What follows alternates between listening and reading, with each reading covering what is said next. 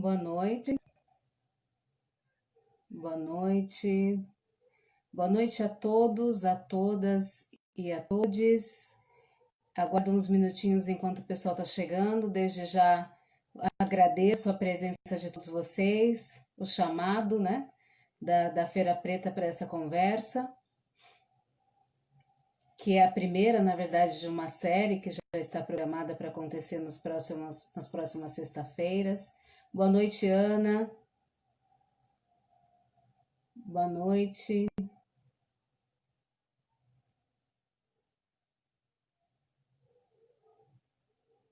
Vou esperar nada mais que 2 minutinhos e já vou iniciar esta conversa de hoje.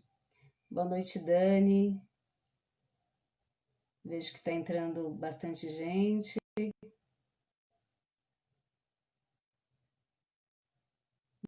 Massa. Tem alguém os racistas e fascistas. Muito bom.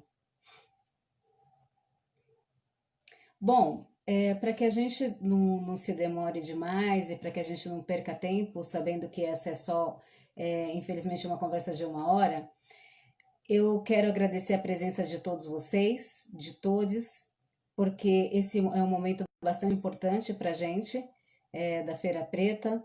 Antes de mais nada, gostaria de agradecer a ancestralidade que tem nos trazido até aqui, né? E que faz com que seja possível essa rede de diálogos, essa rede de construção de um presente e de um outro possível futuro. Bem, no ano passado, a Feira Preta organizou, durante o Festival Feira Preta, no mês de novembro, um evento chamado Afrofeminismos de Abiyala, uma aposta crítica para o agora.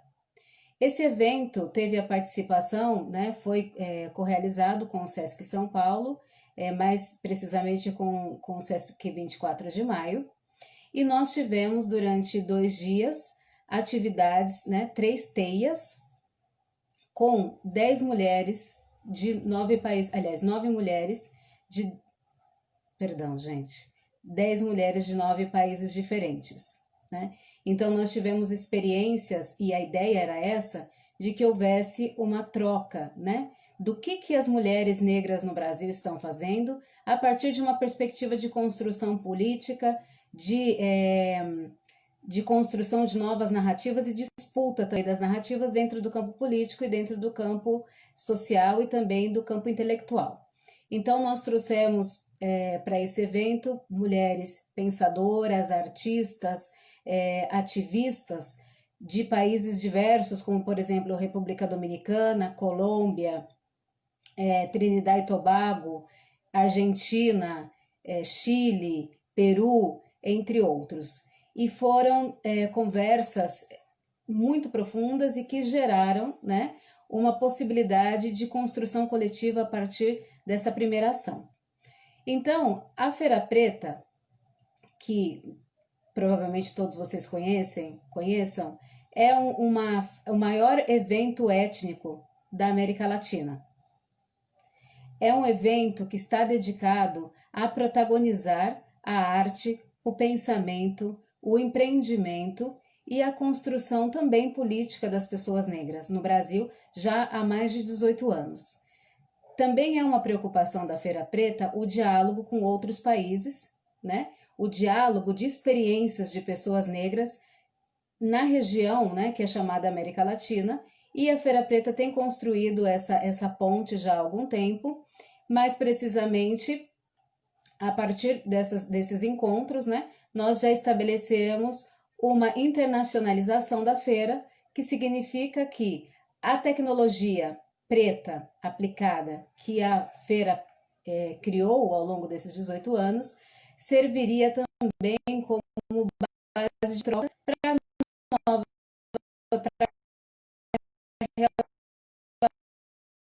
relações e fortalecimento das comunidades negras, não somente aqui no Brasil, mas também na América.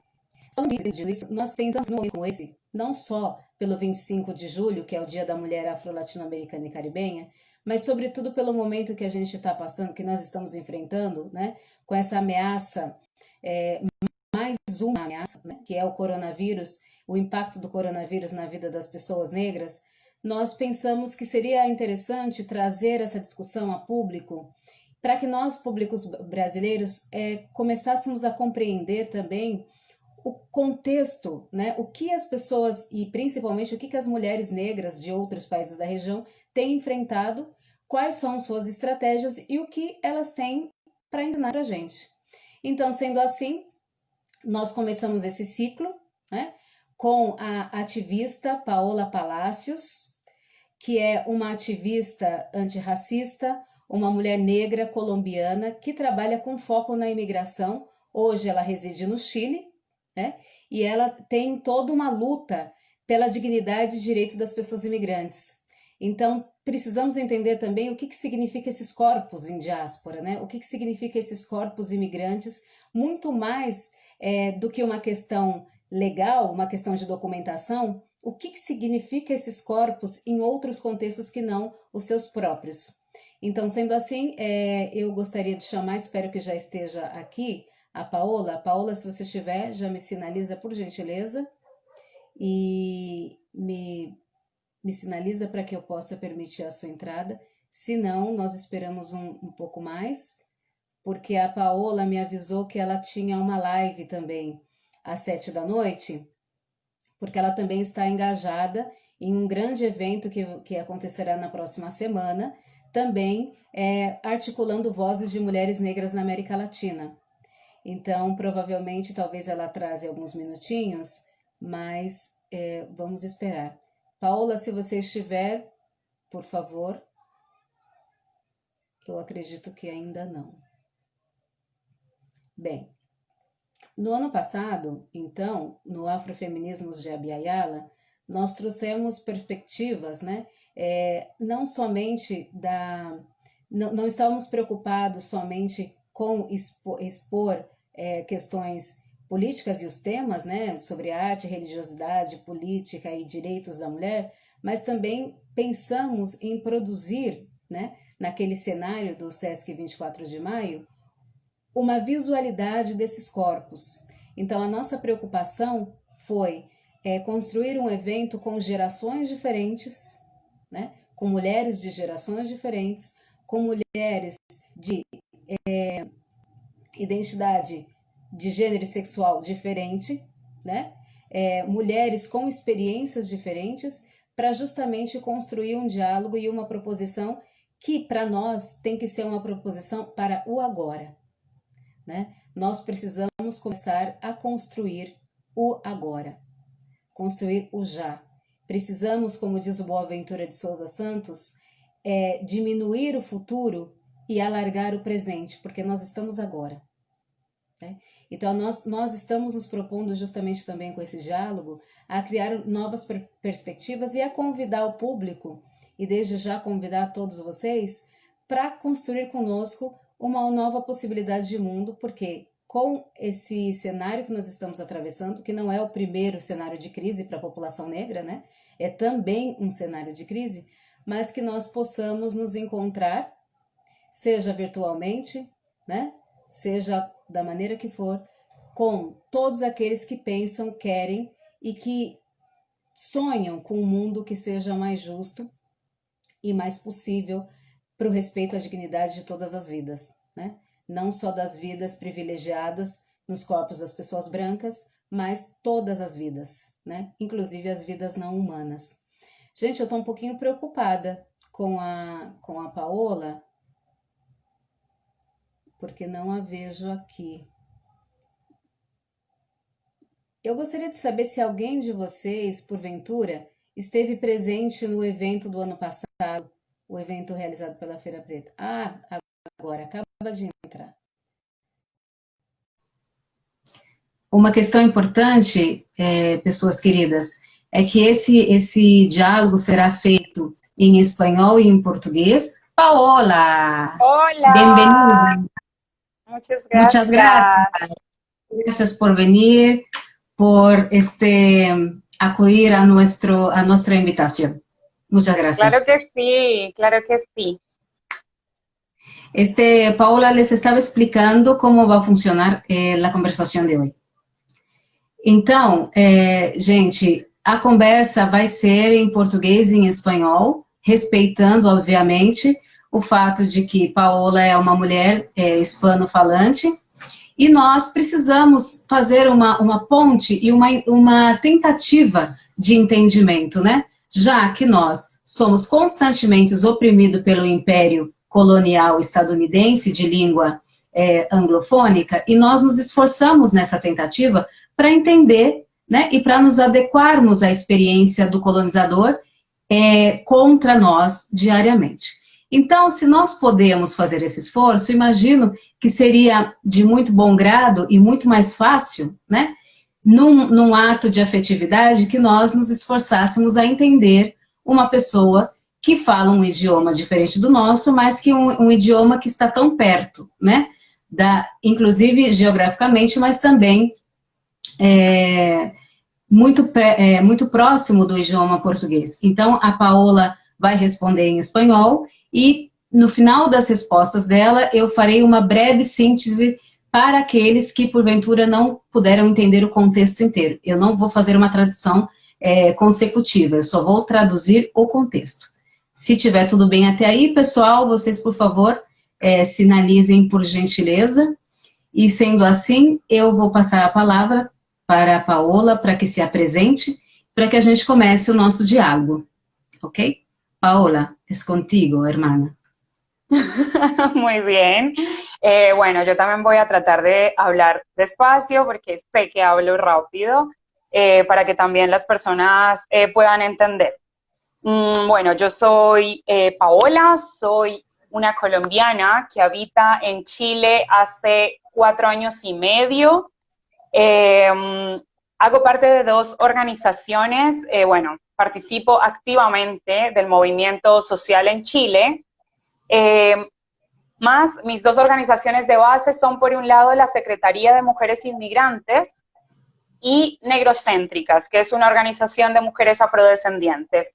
Bueno, el trabajo que nosotras desarrollamos desde la Secretaría es básicamente desarrollar redes y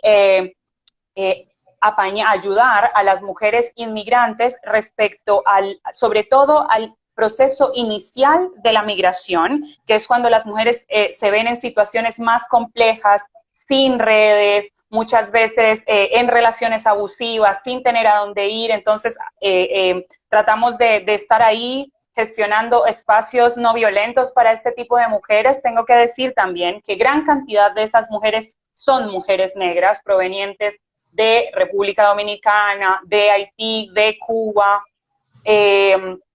Y por el otro lado, participo de Negrocéntricas, que es una colectiva feminista antirracista.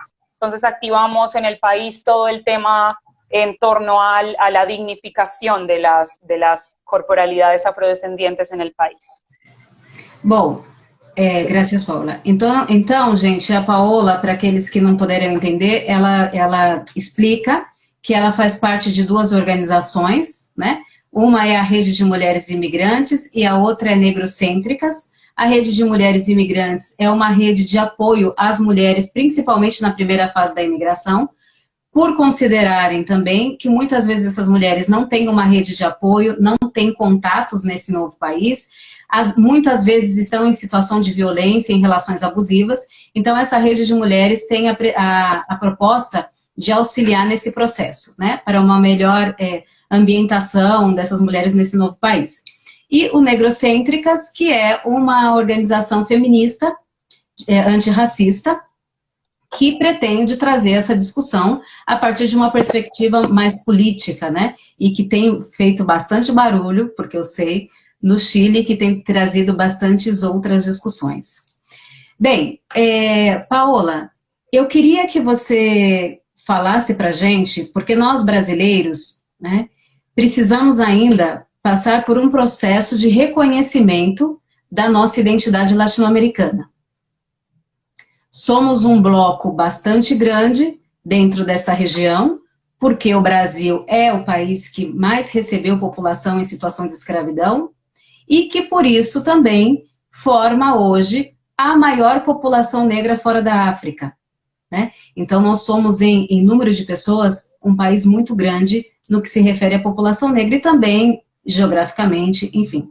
Por um processo político e por um processo ideológico e muito bem estruturado pelas elites do Brasil, nós nos distanciamos muito dos países da vizinhança, né?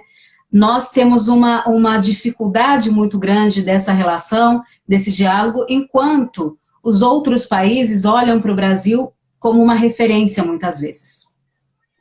Então, eu gostaria que você falasse para a gente como que você vê essa importância e a importância do diálogo entre os países da América Latina, sobretudo no que diz respeito às pessoas negras.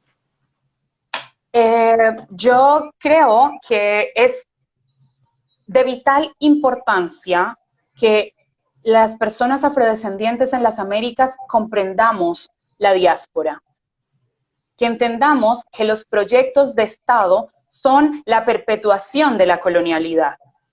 Creo que es un proceso que nos falta como afrodescendientes latinoamericanos, que nos encerramos dentro de nuestras nacionalidades y no abrimos como la conversación más allá, ¿no? Creo que no solamente pasa en Brasil, aquí, por ejemplo, en Chile y Argentina también pasa bastante esto, por ejemplo, de diferenciar a los negros del tronco colonial, que son entonces las personas que llegaron, que son descendientes de las personas que llegaron producto de la esclavización, versus las personas afrodescendientes de nuevas generaciones, ¿no? Entonces, para mí, si queremos realmente hablar de afrodescendencia y de avance de la afrodescendencia en América Latina, necesitamos primero que todo entender el proyecto de los Estados-Nación como parte de la colonialidad y tirarlos abajo, y entendernos como una hermandad más allá de eso. Entonces, la importancia de relacionarnos, de hacer redes, de tejer, sobre todo para el resto de países de América Latina, con Brasil es vital, porque Brasil en la región es el país que tiene más avance en la temática.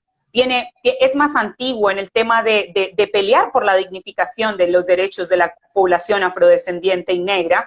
Entonces creo que tenemos muchísimo que aprender, y eso solo va a ser posible si nos abrimos a la posibilidad de diálogo y aprendizaje mutuo. Maravilha. Antes de fazer a síntese, eu queria saudar o Biraci Patajó, que está aqui nos brindando com a sua presença, e dizer que também vamos tocar nesse tema, Biraci, sobre a importância da aproximação na luta antirracista dos povos originários da América, também construídos como indígenas, e dos povos descendentes de africanos construídos como negros, né? Então essa luta é nossa e devemos estar juntas, negros e pessoas indígenas, ou negros e pessoas pertencentes aos povos originários, precisamos estar juntas, né? Nesse enfrentamento. Bem, a Paola, numa síntese bastante rápida, ela traz um ponto fundamental para mim, né, dentro da minha percepção, da construção do meu pensamento, que é a colonialidade. Então, que nós precisamos entender que os estados, né, os estados-nações, são fruto do colonialismo, né, e, portanto, até hoje nos imprime fortemente a questão da colonialidade, e que precisamos entender que esses estados, por serem coloniais, ou frutos da colonialidade, criam estratégias justamente de separação. Mas que o Brasil é uma referência muito grande no avanço dentro da luta por direitos humanos da população negra, e que a irmandade, a nossa irmandade, né, a nossa aproximação dos povos racializados na América Latina é vital para o fortalecimento de todos nós, inclusive para a nossa permanência neste mundo de cão, né? Então, você traz essa questão muito importante, Paula, sobre a colonialidade, que é algo que a gente tem discutido, mas precisamos alargar a discussão e levar a discussão também, principalmente, para as linhas mais marginais, para as periferias, onde essa discussão muitas vezes não chega, né? Paula, eu gostaria, por gentileza, que você falasse um pouco da sua experiência de mulher negra imigrante, né? O que significa você sair de um país como a Colômbia, de uma região marcadamente negra, né? De uma cultura que tem uma presença a presença e o reflexo da herança africana muito forte, muito impressa, né, nessa cultura. Eu queria que você dissesse como que é essa experiência e depois também o fato de você se mudar para um país como o Chile, que é um país que se pensa muito eurocêntrico e que se pensa muito branco e que se pensa muito diferente y muito melhor, portanto, né? Por favor, Paola. Muy bien, bueno, yo soy como decía Dani, de una región que creo que al menos el 90% de las personas son negras. Por supuesto, como en todas las regiones de América Latina, es la zona más empobrecida del país, la más apartada, donde no hay vías de acceso, no hay acceso a la educación, el hospital de la capital está, se llueve, está todo oxidado, no hay personal médico, hay una universidad, pero es complejo acceder. Entonces, vengo de una situación compleja que la quiero comentar porque no es única. Creo que lastimosamente es el conducto regular de las comunidades negras en América Latina, lastimosamente. Es por eso que precisamos también de emancipación de nuestras comunidades, ¿no? Necesitamos salir de estos espacios de empobrecimiento estructural que nos sigue montando el pie la colonialidad, ¿no? Entonces, bueno, yo soy una migrante interna, antigua en el sentido de que yo migro desde muy pequeña porque mi madre, que es trabajadora de casa, migra a una ciudad más grande, que es Medellín, para poder darme un mejor futuro. Ahí me preguntan que cómo se llama la región. Yo soy del Chocó, que es el Pacífico colombiano. Es como, si más o menos dimensionan el mapa de Colombia, es como lo que está debajo de Panamá, ¿no? Porque ahí Colombia se divide, tiene como acceso a los dos océanos, al Atlántico, al Caribe, y por debajo de Panamá al Pacífico. La región pacífica está todo debajo de Panamá, que en un momento, cuando fue este proyecto de la Gran Colombia, Panamá hacía parte del territorio colombiano. También por eso hay harta gente negra en este territorio. Es como la extensión de la misma gente. Entonces, bueno, yo, la verdad es que, bueno, he vivido en muchas partes en Colombia, en Bogotá, en Cali, en Medellín, viví la mayoría de mi vida, y en un momento decido que quiero ver qué hay afuera, ¿no? Porque encontraba que la vida era muy compleja para una persona negra en Medellín, que es una ciudad blanca, y dije, bueno, un día voy a ahorrar un par de monedas y me voy a ir de mochila a ver qué encuentro. La verdad es que yo no salí de Colombia como a vivir directamente a Chile, pero una cosa llevó a la otra y aquí estamos. Entonces, cuando yo llego a Chile, uno no sabía que habían tantas personas afrodescendientes en Chile, y cuando llegué eso fue una gran sorpresa. Hay mucha población afrocolombiana en Chile. Lastimosamente es producto del conflicto armado colombiano. Las personas huyen del territorio para salvar su vida y llegan a este país a veces a vivir en condiciones muy complejas, de mucha pobreza, de mucha vulnerabilidad, y por supuesto el sistema neoliberal aprovecha eso y explota, y creo que es también una forma de esclavización moderna que está viviendo nuestra gente en este territorio. Entonces, ha sido complicado de distintas maneras, porque por un lado está esto de ver a toda tu gente siempre en los espacios más vulnerables del país, y por el otro lado está también la exotización de las corporalidades negras, ¿no? Nos dicen abiertamente para qué se supone que servimos las mujeres negras aquí, que es solamente para ser prostitutas, porque se supone que somos muy calientes y todo esto. Y por el otro lado, si tú recorres, por ejemplo, las calles de Santiago, las personas negras solamente estamos, en los espacios de cuidado y aseo, ¿no? Entonces, es bien complicado habitar Chile con una corporalidad negra, más con esto que mencionabas tú, Dani, de la europeización que hay en el país, que esto también es producto de una política de blanqueamiento del Estado chileno. Aquí en los 20, en los 30, posguerra, en los 30 más bien, posguerra, el Estado de Chile trajo una gran cantidad de población de Europa para que refundaran el sur de Chile, como si no hubiera ya población indígena en el sur de Chile. Entonces, ha habido un proceso de blanqueamiento estatal detrás de la autopercepción del chileno del común. En la Guerra del Pacífico, en el norte también, hubo detrás también un incentivo racial para desplazar a las personas del Valle de Azapa hacia Perú, eso con la intención de que alguien que fuera negro no se nombrara chileno. Y eso habita hasta el día de hoy en la población.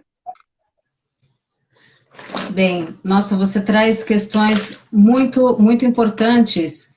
E alguém que escreve Solen Latinoamericana.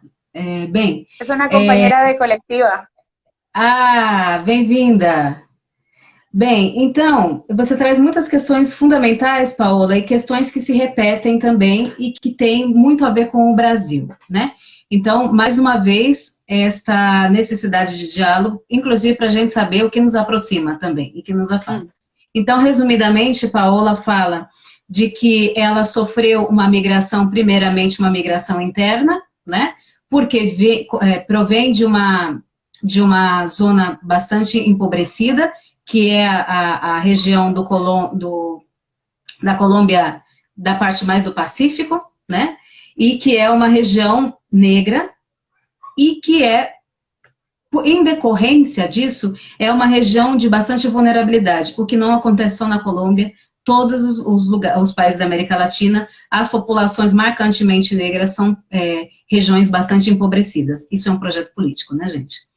Então, depois ela diz que ela vive bastante tempo em Medellín, justamente por uma necessidade da família, uma vontade da mãe de dar melhor instrução e melhores estudos para ela. Elas se mudam para Medellín e muito mais tarde, depois, então, vai, principalmente movida pela curiosidade, né, Paula? Vai se aventurar com a sua mochila por aí e viaja para o Chile e decide, então, imigrar para o Chile. E a Paola conta também que ela não tinha ideia da quantidade de pessoas negras que tinha no Chile, e a quantidade de pessoas negras colombianas no Chile.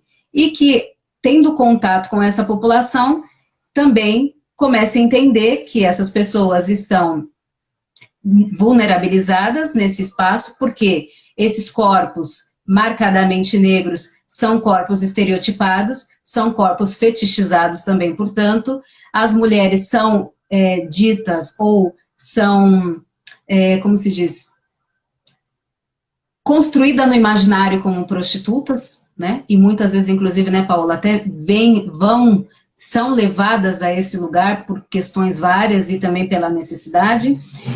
É um trabalho vulnerabilizado, logo as pessoas negras estão no trabalho de base, na limpeza e demais trabalhos assim, de pouca remuneração. E uma coisa que você fala que é super importante também é a imigração forçada, né?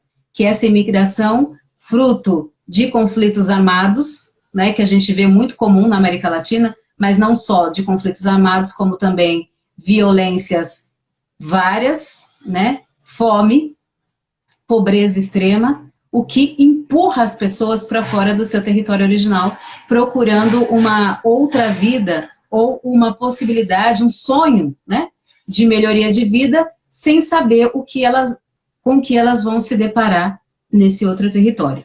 Também Paola fala sobre a questão do embranquecimento do Chile, que é um projeto político, como foi no Brasil, né?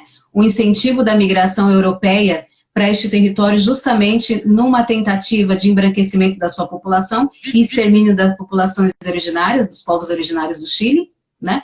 Que são chamados indígenas, né? Mas que pertencem a vários grupos étnicos. E também conta que a Guerra do Pacífico promoveu uma expulsão da população negra do norte do Chile para o Peru. Justamente empurraram a população para o Peru para se livrar dessas pessoas, né? Para que essas pessoas não se autodenominassem negras. Paola, eu queria saber de você quais são os desafios das pessoas imigrantes nesse contexto, principalmente do Chile, mas de outras experiências também, se você puder nos contar. ¿Cuáles son los principales desafíos?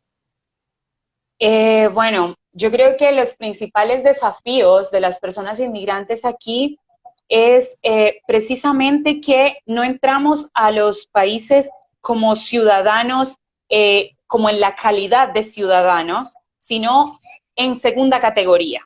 Entonces, hay un incentivo de parte de los estados para que las personas inmigrantes de determinadas nacionalidades, como tú decías, vivan en determinadas condiciones, ¿no? Voy a dar un ejemplo claro. Aquí el sistema de extranjería, bueno, aquí en Chile tenemos una ley, no es ni siquiera una ley, es un decreto que se dio en dictadura de 1975, que trataba en ese momento la migración como un enemigo, ¿no? Porque era una dictadura y querían tener el mayor control posible.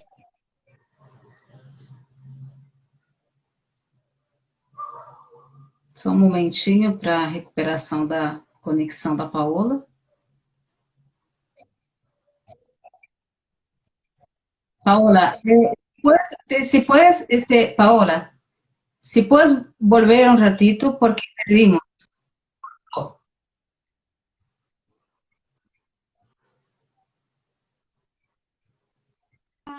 Una ley como tal que tenemos actualmente en Chile con respecto a la migración es un decreto que se dio durante la dictadura de 1975. Ese es entonces como para que entiendan un poco el contexto tan precario en el que nos encontramos las personas migrantes en el territorio. Yo creo que no es una situación específica de Chile. Creo que los estados en general creo que el incentivo de la nueva migración es parte de todo este neoliberalismo que necesita cimentarse a través de la mano de obra barata, que es la nueva esclavización moderna. Creo que el sistema que está implantado en este momento necesita a estos migrantes empobrecidos y tú llegas al país y el país tiene un sistema supremamente burocrático, engorroso y complejo de entender y de pasar, lo que hace que tú puedas caer fácilmente en condiciones de irregularidad con tus documentos. Entonces, un migrante irregular le conviene al Estado porque es un migrante que cobra menos, que no se queja, porque no se puede quejar, ¿no? Ya gastó sus ahorros en venir hasta aquí, entonces hace lo que le digan, ¿no? Al precio que le digan, se queda callado y tú ves, por ejemplo, a personas que llevan 5 años aquí, todavía no tienen documentos y siguen trabajando en los mismos trabajos precarizados y de bajo salario que trabajaron en el primer año. Entonces, se nota que la estructura está organizada para que las personas entren en un bucle. Quiero decir igual que aquí en Chile han habido bastantes escándalos, porque no pasan de ser escándalos, de cómo operan las redes de trata y tráfico de personas, ¿no? Aquí en Chile hay una situación que no se habla mucho hacia afuera y es que en el norte de Chile existe el mismo tipo de mafias que existen en el norte de México para cruzar a Estados Unidos, porque Chile es como el país de la región que está muy bien económicamente. Entonces, cuando Estados Unidos cerró sus puertas para la población latinoamericana, la gente empezó a migrar hacia el sur, y ese sur es específicamente Chile. Entonces, hay muchísimas personas, y muchísimas de ellas son corporalidades negras, que ingresan a través de estas redes de trata con coyotes, las dejan luego tiradas en el desierto, porque recuerden que aquí tenemos el desierto más árido del mundo y uno de los más extensos también. Entonces, hay una situación bien compleja respecto a la migración y respecto a cómo el sistema incentiva la irregularidad migratoria para mantener a las personas en esclavización moderna, trabajando por centavos y empobreciéndose aún más que si estuvieran en sus propios países y, por supuesto, enriqueciendo las arcas del Estado con su trabajo. Uau! Uau!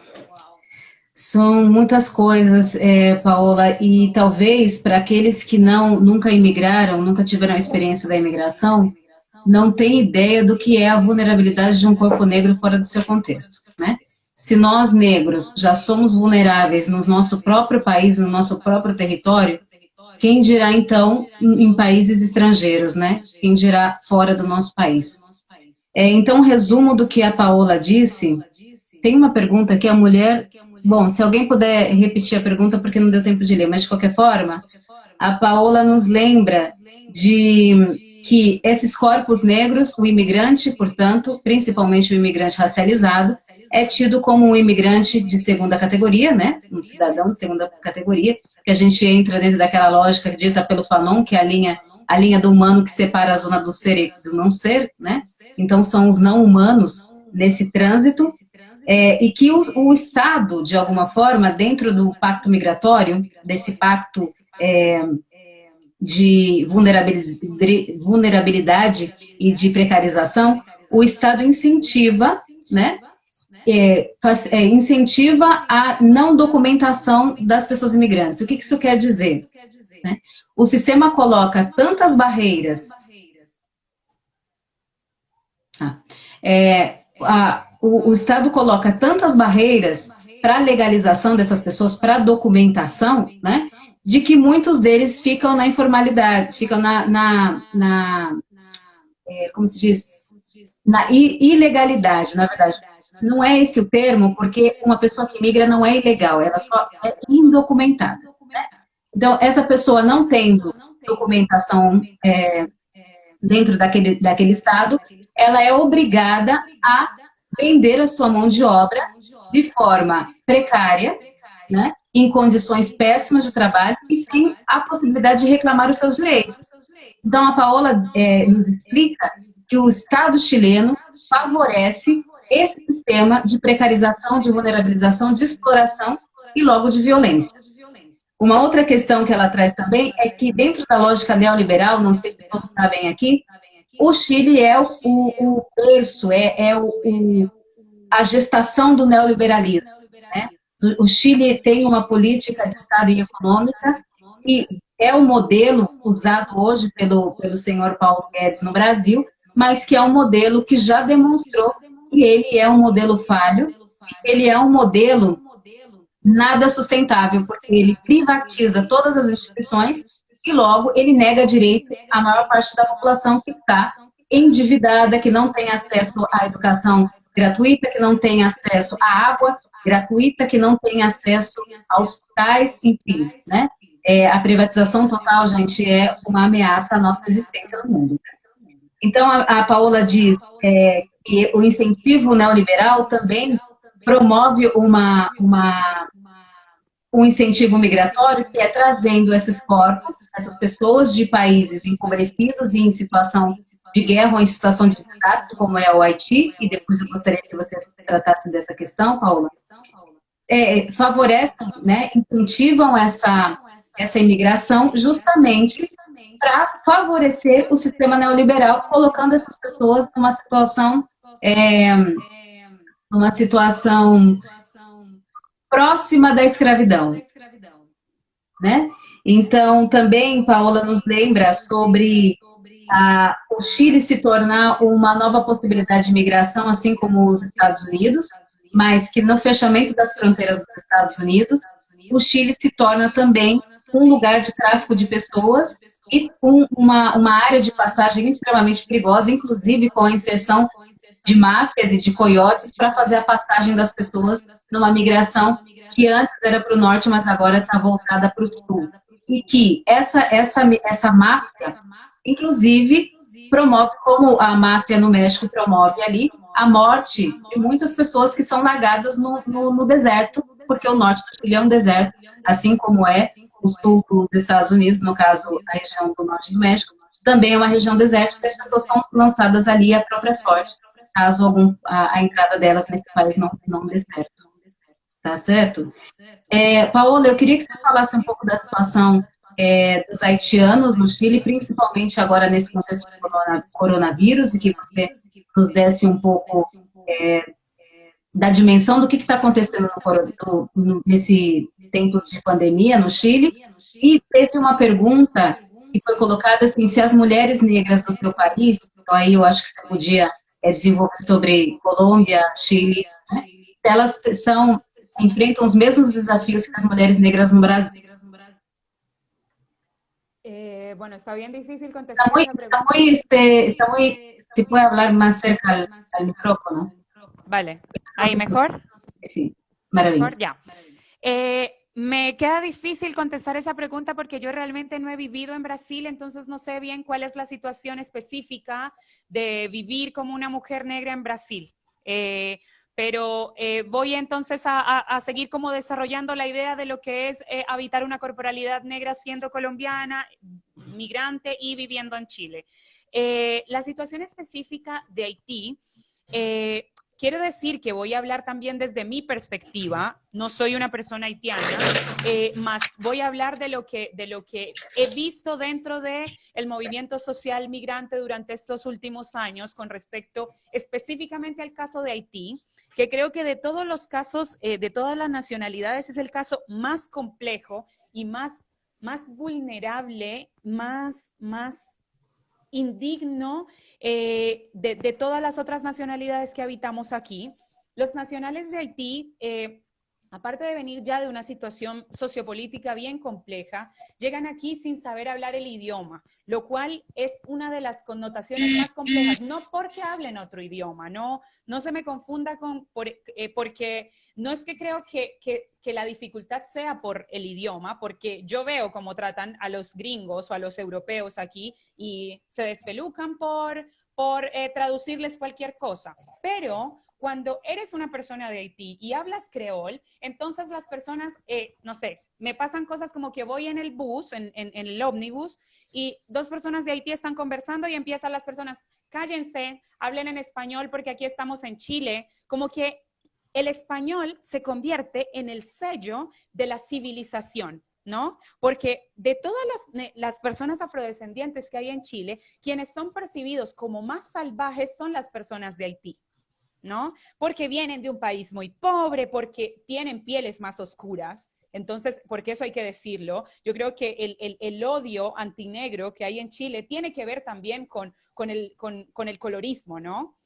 Que también es un proyecto que ha hecho que nos dividamos al interior de las comunidades, pero también la cantidad de melanina en la piel hace que también la sociedad te perciba aún más negativamente. Entonces, la gente de Haití es la comunidad afrodescendiente que vive extranjera, que vive en Chile, que está más ampliamente vulnerada, no solamente por las condiciones absurdas de aquí de Chile, sino también por connotaciones patriarcales, ¿no? No las voy a meter dentro de la cultura, porque creo que Latinoamérica o el mundo en general es un lugar muy patriarcal, pero nos pasa que nosotras como mujeres migrantes o mujeres afrodescendientes feministas queremos siempre abrir puentes con las mujeres haitianas y nos cuesta muchísimo porque los hombres de su comunidad son muy misóginos con las mujeres de la comunidad haitiana, ¿no? Y son misóginos con el resto de mujeres negras también en realidad. Quiero comentar también que el gobierno se ha ensañado en específico con la población haitiana y así como nos tienen de chivos expiatorios a la comunidad inmigrante para absolutamente todo lo malo que pasa en Chile, se ensañan contra la comunidad haitiana. Ejemplo, la comunidad haitiana el año pasado, hace 2 años, hasta hace 2 años, entraban al país como turistas. Como yo, por ejemplo, como colombiana, entro como turista, me dan 90 días en el país la primera vez que ingreso y yo puedo cambiar mi estatus a empezar a hacer unos trámites para residente, ¿no? Esa es como la manera más común que las personas usan para migrar, porque es como claro, lo más sencillo, por así decirlo. Hace unos 2 años pusieron una visa consular para Haití. ¿Qué significa? Que las personas de Haití que quieren venir a Chile deben solicitar una visa en su país de origen. Les estaban pidiendo en un momento un documento que no existía en Haití.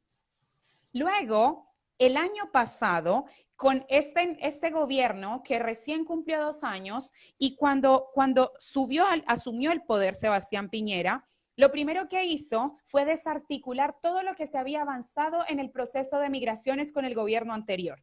Entonces, una de sus primeras medidas fue un proceso de regularización extraordinaria, que era un proceso por el que estaban peleando las comunidades migrantes hace muchos años, y el gobierno dijo, perfecto, ¿quieren regularización? Les voy a dar regularización, pero en los términos que yo diga. Desarticularon todo lo que había montado, hicieron un desorden, tanto que incluso inscribían personas chilenas en un proceso de regularización para personas inmigrantes sin documentos.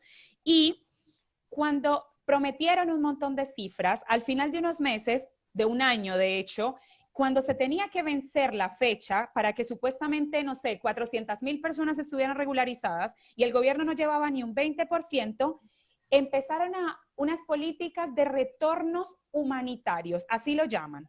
Entonces, ¿qué hacen? Los retornos humanitarios para nosotros como movimiento social migrante son deportaciones encubiertas.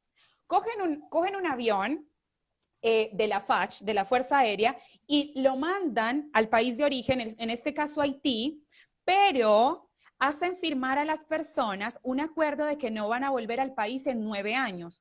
Hubo un escándalo porque muchas de las personas firmaban un documento que no entendían, lo cual es ilegal.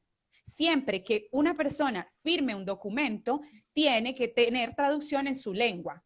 Entonces, ¿cómo no podían contratar a una persona que pudiera traducir el documento a creol? Lo hacen adrede.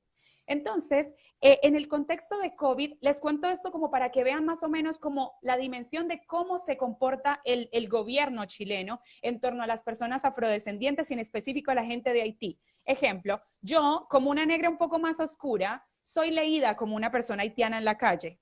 Entonces puede uno más o menos, por lo menos en el espacio público, ver cómo se comporta la gente contigo, ¿no? Es mucho más violento. Tú entras a un espacio, atienden a todas las personas, menos a ti. No sé, yo por ejemplo a veces estoy en un almacén comprando, obviamente van a preguntarme a mí primero si yo trabajo ahí o que limpie algo que se le cayó a algún cliente. Siguiendo con el tema de Haití, en este contexto de COVID, por supuesto que la población de Haití, al estar mucho más vulnerada, la pandemia ha caído, pero horrible, horrible sobre la comunidad haitiana, porque muchas de las personas trabajan de manera irregular. Irregular quiere decir que no en trabajos formales. No estoy hablando ni de ilegalidad ni nada, sino en trabajos no formales. Entonces venden cosas en la calle, hacen aseo por días, cuidan niñes, cuidan ancianes. Entonces en esta situación no tienen básicamente cómo alimentar a sus familias. Hubo un caso muy específico en abril en el que había un supuesto brote del virus en un cité, que es un lugar que son como unas casas antiguas, todas juntas, que tienen una sola puerta, o simplemente como un espacio, hagan de cuenta, un parqueadero, lo llenan de piezas construidas a veces con materiales muy desechables que no protegen del frío chileno, que en invierno, no sé, en este momento debemos tener 3 grados, 4 grados. Es muy crudo el invierno chileno, pero las personas, por ganar dinero, dividen un espacio muy pequeño en 5 habitaciones y cobran carísimo. Alguien avisó que supuestamente había un brote del virus en uno de estos sitios donde hay muchas piecitas, entonces viven muchas familias inmigrantes. Y la prensa hizo un show mediático totalmente racista, totalmente indigno, caricaturesco, de cómo estos negros trajeron el virus y estaban esparciéndolo por todo Chile sin tener en cuenta absolutamente nada. Nosotras, bueno, desde nuestras organizaciones, igual tratamos de contrarrestar esa información, levantamos una campaña que por ahí en nuestras redes sociales pueden ver, que nos tomamos fotos diciendo en Chile COVID es racismo, hicimos una declaración, hicimos videos, y bueno, al final, como siempre, no pasa absolutamente nada porque es naturalizado la violencia racista. Hoy hablé un montón. Agora o desafio, agora me desafio, me reto a traduzir todo o que hablaste. Bom, Paola traz então questões mais voltadas para a situação dos haitianos, que é muito preocupante, não só lá, né, no Chile, também no Brasil, mas eu entendo que a situação dos haitianos no Chile tem se desenvolvido de forma mais complexa e muito mais violenta, no momento principalmente como agora. Então, Paola nos diz que o Haiti, a situação do imigrante haitiano é diferente de todos os outros imigrantes, inclusive entre os imigrantes negros. A situação dos haitianos é muito mais complexa, é muito mais vulnerável e, como ela mesma, mais indigna, né? O fato de que esses imigrantes chegam no Chile chegam no país e não falam o espanhol, e falam o crioulo, colocam essas pessoas numa situação de maior vulnerabilidade porque elas não conseguem entender a dinâmica social e muito menos a questão de documentação, né? Então a Paola diz assim que um problema que eles, o espanhol na verdade não seria um problema se eles fossem brancos, se eles fossem estrangeiros ou turistas ou enfim imigrantes de outros países, principalmente anglófonos, né? Isso não seria um problema. Mas sendo eles haitianos, vindo dessa realidade de pobreza, a língua acaba sendo também mais um fator de discriminação, porque Paola nos conta que quando há um grupo de pessoas haitianas falando crioulo na rua, os chilenos se sentem ofendidos e começam a insultar, dizendo, vocês estão no Chile, falem espanhol e tal. A língua é um instrumento também de violência, né? A gente sabe disso. A Paola faz uma menção aqui sobre a questão do patriarcado. Eu acho que é uma questão bastante complexa, que talvez não dê nem tempo da gente adentrar, porque faltam poucos minutos, mas o fato de que como que a dificuldade de criar uma rede de ajuda às mulheres dessa comunidade, trabalhando, né, a partir das negrocêntricas, ela se dá também pelo fato de que dentro da comunidade haitiana há uma pressão patriarcal muito forte e uma misoginia muito forte. Então, muitas vezes elas não conseguem se aproximar, né, dessas mulheres haitianas por conta da dinâmica da própria comunidade haitiana. Os imigrantes são vistos no Chile como bodes expiatórios, né, mas os haitianos, como a Paula reafirma, são os mais vulneráveis e mais perseguidos. Ela conta uma experiência que eu também conheci, né, quando morava fora, de imigração, que é o regresso voluntário, que na verdade, é uma grande armadilha para os imigrantes, né? E que no Chile, o regresso voluntário foi colocado como uma opção, mas que na verdade ele é uma deportação. E como ele acontece? Principalmente agora com a mudança política, a mudança de governo, esse governo que é de extrema direita, né? Ele tem, por isso que ele apoiou, inclusive, né, a candidatura deste senhor que está na presidência do Brasil, e os dois têm uma amizade aí muito estranha, e a gente já sabe por quê, porque são tudo farinha do mesmo saco. Ele muda quando ele entra no governo, ele faz uma mudança completa no sistema de imigração e desestrutura toda uma luta, né, um desenvolvimento que estava sendo feito antes. E entre as medidas que ele faz, ele, dentro desse processo de regresso voluntário, faz com que as pessoas haitianas assinem uma documentação, a qual elas não compreendem, porque elas não falam esse idioma. A lei garante que no trâmite oficial em que você tenha que assinar um documento, obrigatoriamente esse documento tem que estar traduzido para a tua língua ou para a língua de quem vai assinar, mas que com a população haitiana isso não acontece, e as pessoas assinam algo sem saber e são deportadas, e nessa assinatura elas precisam se comprometer de que não voltarão para o país durante 9 anos. Né? No contexto Covid, que é um contexto que nos preocupa a todos, mas a Paola nos conta de que no contexto Covid os haitianos ainda estão mais vulneráveis, porque são trabalhadores informais, né, trabalham com a informalidade, vendem coisas na rua, ou cuidam de crianças assim por dia, ou fazem faxina por dia, e obviamente no contexto Covid as pessoas não conseguem trabalhar. Além do empobrecimento sistemático e da necessidade da fome que se coloca, porque as pessoas não conseguem sustentar suas famílias, existe uma perseguição de cunho racista, que houve, no caso o que a Paula nos conta, uma notícia em todas as mídias de que um cortiço, aqui se chama cortiço, Paula, esses amontoados de casa, né? Bastante precário, de que um cortiço que era habitado por comunidades haitianas tinha tido um foco de coronavírus, e isso foi divulgado em todas as mídias, que aqui a gente conhece também como a perpetuação ou a imposição e a difusão do ódio, né? Se construiu um ódio contra essas pessoas na condição de imigração, mas principalmente um ódio racial, culpando essas pessoas de serem os que espalham o coronavírus, enquanto a gente sabe que quem trouxe o coronavírus para esse continente não foram os negros e muito menos os pobres, né?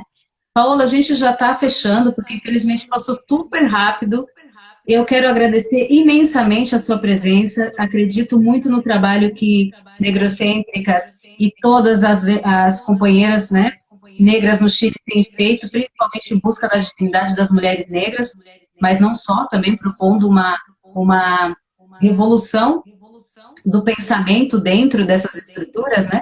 E o quanto você tem trabalhado, o quanto você tem se colocado na ponta da lança para defender a vida, não só a sua, mas a vida de tantas pessoas que estão aí numa situação de vulnerabilidade, né? Eu queria te agradecer tremendamente. Vou passar daqui a pouco a palavra para que você faça as suas considerações finais, mas gostaria de agradecer, sobretudo nesse momento, né, a ancestralidade que tem nos dado força para construir em meio a tanta dificuldade. Quero agradecer imensamente a Feira Preta por ter sido essa casa que tem acolhido tantos projetos e também ter oportunizado essa rede de diálogo. Quero agradecer imensamente a Mariana Lemos, que é uma super companheira que nos ajudou na produção dessa série e quem, né, possibilitou de forma instrumental que a gente pudesse estar aqui hoje a esse horário. E avisar vocês todos, todas, todos e todes que essa é a primeira de uma série, né? E todas elas serão na sexta-feira. A princípio serão 4 conversas com pessoas de países diferentes. Na próxima semana nós teremos aqui conosco a Sandra Chagas, nossa companheira, que é uma mulher negra uruguaia que vive na situação, vive na Argentina a vida inteira, e até inclusive já a Argentina, dentro da perspectiva da presença desse corpo nesse território, e que é uma ativista lésbica, né, e que trabalha na luta antirracista há décadas, agora também pensando a partir de uma perspectiva de união da luta antirracista com as mulheres Mapuche, com os povos originários desse território. Então não percam na próxima semana a presença da Sandra Chagas aqui, que tem muito a nos contar, principalmente para desmitificar essa lógica de que na Argentina não tem negros, né? E isso é mais uma ferramenta do racismo para nos invisibilizar, nos ocultar e nos matar, não só fisicamente, mas também simbolicamente. Então, Paola, suas considerações finais, agradeço a todas, mais uma vez, a todos e a todas, e Paola, é com você. Muy bien, bueno, rápidamente quiero invitarles a pasar por nuestras redes sociales de Negrocéntricas.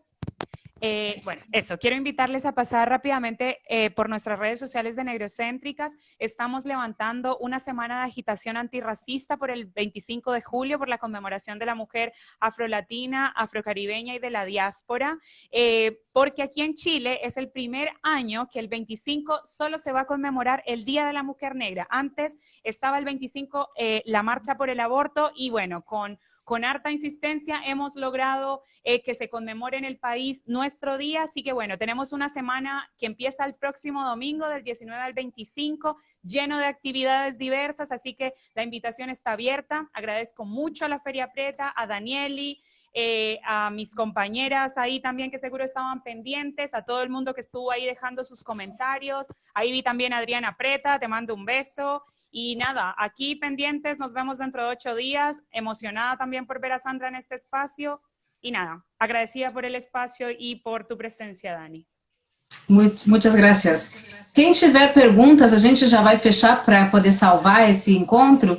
Quem tiver perguntas, então que nos coloque aí como mensagem na Feira Preta ou no Negrocêntricas, que é a página da Paola, ou até na minha página pessoal, que é Diaspórica Oficial, que a gente vê uma forma de responder para vocês essas questões. Muito obrigada e que a ancestralidade nos acompanhe a todos na nossa jornada. Um beijo, Paola.